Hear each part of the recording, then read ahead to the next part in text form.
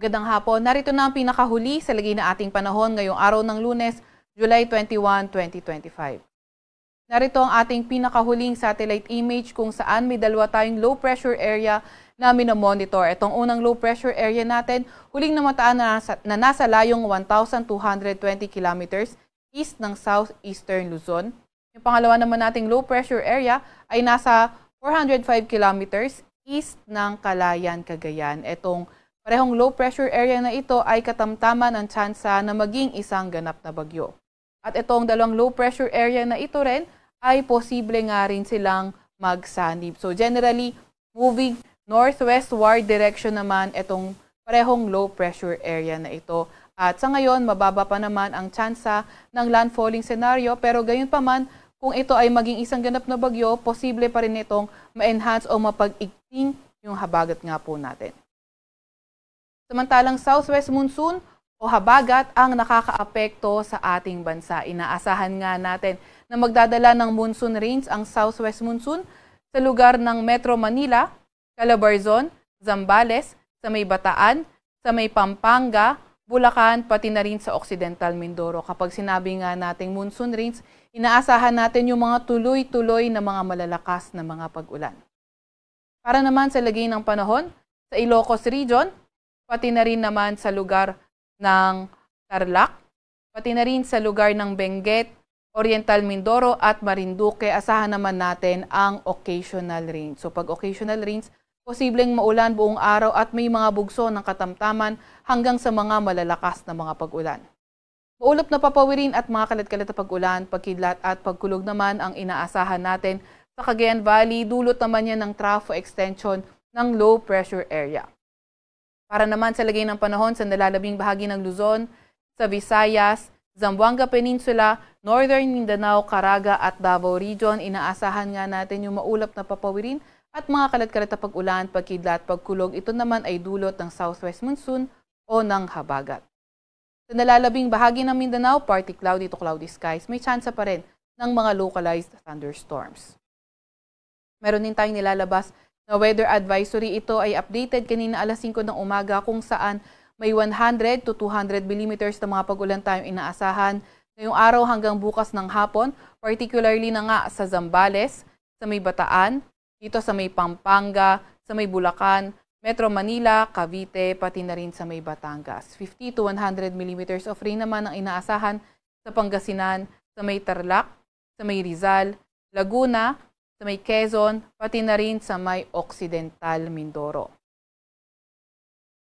Bukas naman ng hapon hanggang Wednesday afternoon, 100 to 200 millimeters na mga pag-ulan ang inaasahan natin sa Zambales, sa may Bataan, sa may Pampanga, dito rin naman sa lugar ng Batanes or Bataan, inaasahan rin natin sa may Bulacan area, dito rin sa may Occidental Mindoro, inaasahan nga rin natin sa may Batangas, Cavite, Rizal, pati na rin sa may Laguna. Samantalang 50 to 100 millimeters na mga pag-ulan sa Ilocos Norte, Ilocos Sur, La Union, Pangasinan, Tarlac, sa may lugar ng Rizal, Quezon, Camarines Sur, Catanduanes, sa may Albay, Sorsogon, sa may Masbate, sa may Marinduque, Oriental Mindoro, Romblon, Aklan, Capiz, Antique, Iloilo, Guimaras at Negros Occidental. Wednesday afternoon to Thursday afternoon, 100 to 200 millimeters na mga pag-ulan ang ating inaasahan sa may Ilocos Norte, Abra, Ilocos Sur, La Union, Benguet, sa may Pangasinan, Zambales, sa may Bataan, pati na rin dito sa may Occidental Mindoro at 50 to 100 millimeters na mga pag-ulan ang inaasahan natin sa may Apayao, sa Tarlac, sa Pampanga, pati na rin sa mga lugar ng Rizal, Metro Manila, or dito sa may Quezon, sa may Laguna, dito rin naman sa lugar ng Batangas, Cavite, sa may Oriental Mindoro, Quezon, Camarines Sur, sa may Albay, Sorsogon, Masbate, Antique, pati na rin sa may Aklan. So inaasahan natin by Wednesday afternoon to Thursday afternoon sa Metro Manila ay 50 to 100 millimeters na mga pag-ulan. Para naman sa lagay ng panahon bukas, inaasahan natin patuloy pa nga rin na magpapaulan, kundi yung trough ng low pressure area ay southwest monsoon naman o habagat. Naasahan nga rin natin mas malakas yung mga paulan sa kanlurang bahagi ng Luzon.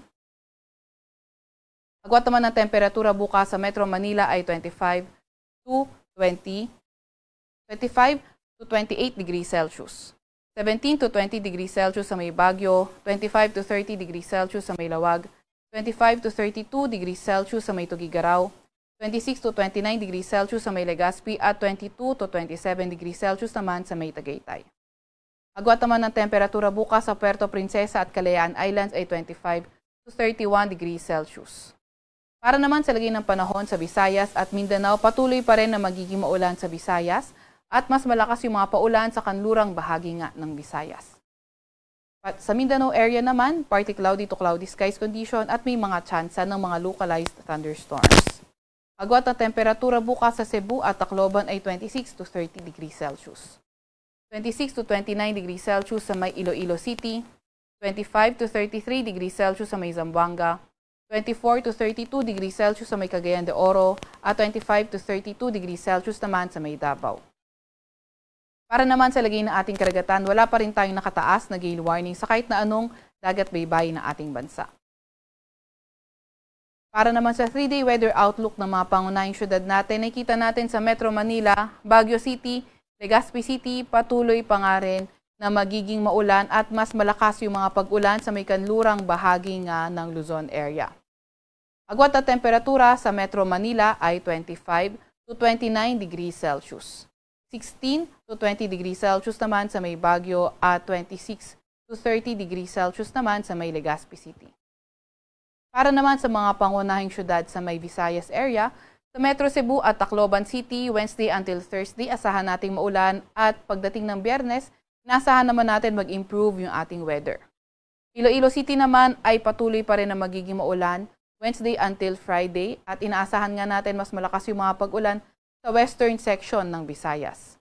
Agwat ang temperatura sa Metro Cebu ay 25 to 31 degrees Celsius, 25 to 30 degrees Celsius sa may Iloilo City at 25 to 31 degrees Celsius sa may Tacloban City.